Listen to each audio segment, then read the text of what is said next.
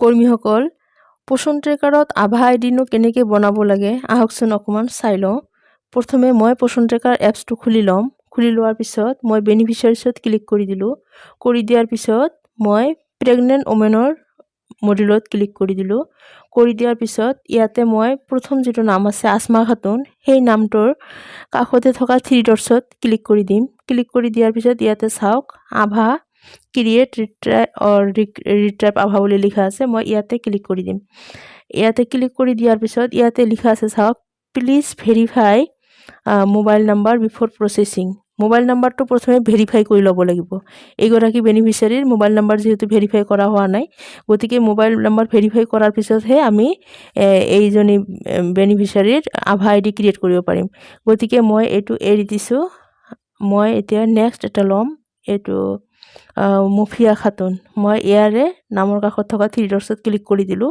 কৰি দিয়াৰ পিছত আভা ইয়াত ক্ৰিয়েট আভাত ক্লিক কৰি দিলোঁ। তাৰপিছত ইয়াতে চাওক ক্ৰিয়েট ৰিট্ৰাইভ আভা, মই ইয়াতে ক্লিক কৰি দিম। আভা অলৰেডি ক্ৰিয়েটেড হ'লেতো ইয়াতে ক্লিক কৰি দিব লাগিব, যিহেতু আভা আইডি ক্ৰিয়েট কৰা হোৱা নাই। গতিকে মই ক্ৰিয়েট ৰিট্ৰাইভ আভা মই ইয়াতে ক্লিক কৰি দিলোঁ। কৰি দিয়াৰ পিছত ইয়াতে চাওক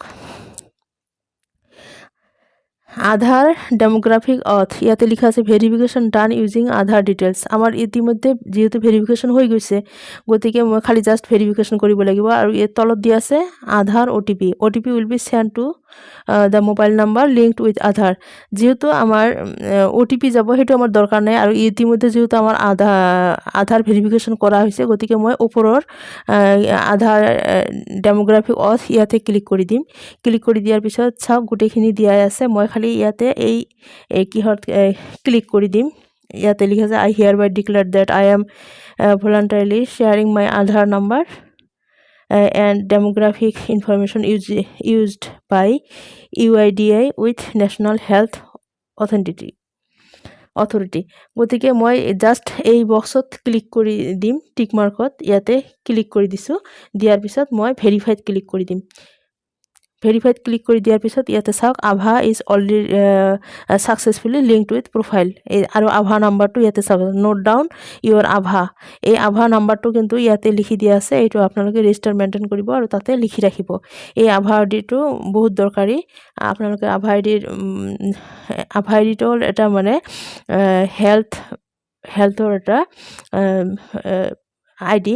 এইটো লৈ আপোনালোকে যিকোনো ঠাইতে যিকোনো কিহতে আইডিৰ সহায়ত আপোনালোকৰ প্ৰেছক্ৰিপশ্যন নালাগে, তাতে আপোনালোকৰ ডিটেইলছখিনি আহি যাব। আপোনালোকৰ বায়'ডাটাখিনি মানে হেল্থ ইছ্যু থকা হেল্থৰ যিখিনি ডাটা সেইখিনি সেই আইডিত মানে ছেভ হৈ থাকিব। আপোনালোকে আগলৈ যেতিয়া যাব, যিকোনো হস্পিটেলতে যাওক, য'তে যাওক, জাষ্ট আইডিটোৰ নাম মনত থাকিলে গোটেইখিনি আপোনালোকৰ হৈ যাব। সুবিধাখিনি আপোনালোকে আৰু বুজিব পাৰিব। মই এতিয়া 6 months to 3 years মডিউলত এইবাৰ ক্লিক কৰি দিছোঁ।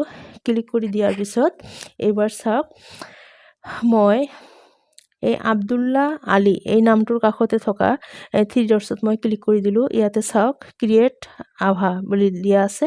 ইয়াতে ক্ৰিয়েট ৰিট্ৰাইভ বাল আভা ইয়াতে লিখা আছে। মই ইয়াতে ক্লিক কৰি দিলোঁ। ইয়াতে আধাৰ ডেমোগ্ৰাফিক আধাৰ OTP। তাৰমানে যিগৰাকীৰ মানে ইতিমধ্যে আধাৰ ভেৰিফিকেশ্যন কৰা আছে,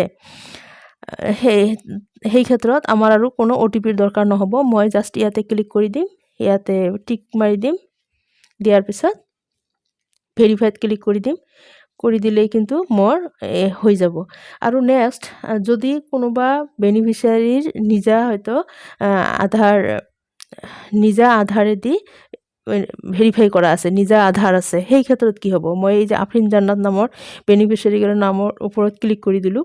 কৰি দিয়াৰ পিছত ইয়াতে চাওক চাইল্ডছ আধাৰ যদি নাই, তেনেহ'লে কিন্তু এইটো আপডেট কৰিব পৰা যায়। আৰু যদি পেৰেণ্টছৰ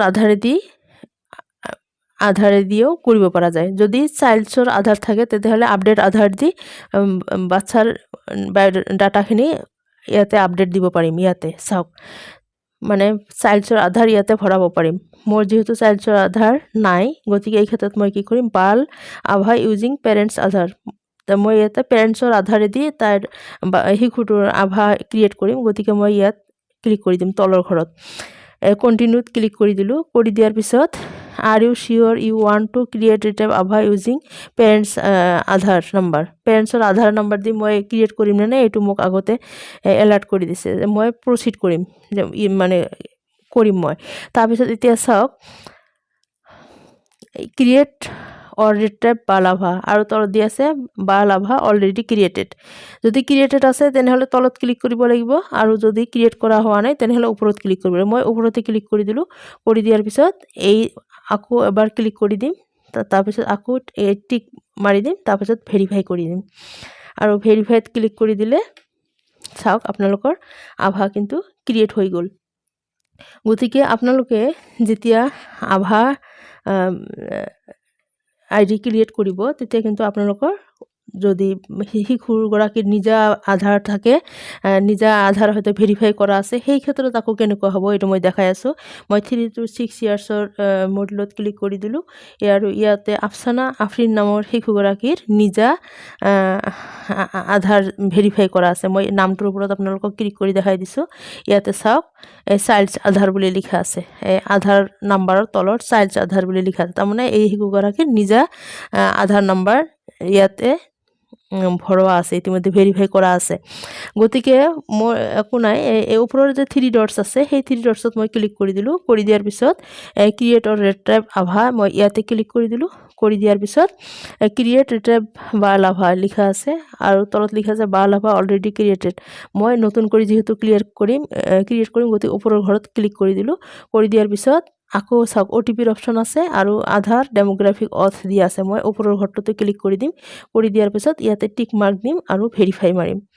ভেৰিফাই মাৰাৰ লগে লগে আপোনালোকে চাব এইটো কিন্তু ছাকচেছ হৈ গ'ল।